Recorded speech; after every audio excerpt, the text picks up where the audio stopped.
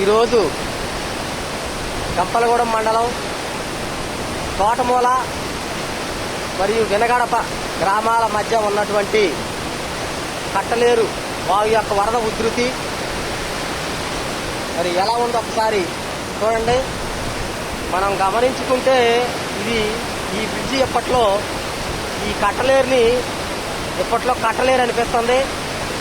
మరి ఈ కట్టలేరు వాగు ఎప్పటికి పూర్తి అవుతుందో, మరి ఎప్పటికి పూర్తి చేస్తారో మరి ప్రభుత్వ అధికారులు, రాజకీయ నాయకులు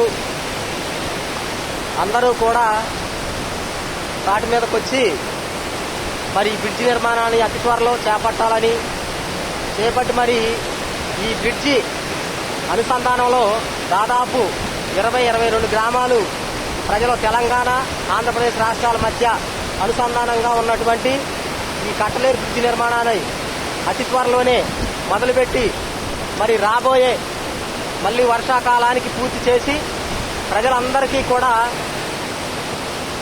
మేలు చేయాలని కోరుకుంటూ మోదుగు శ్రీనివాస్, బీకామ్ బీఈడి alias దండోరా శ్రీనివాస్ ఫ్రమ్ గంపలగూడెం మండలం. Thank you.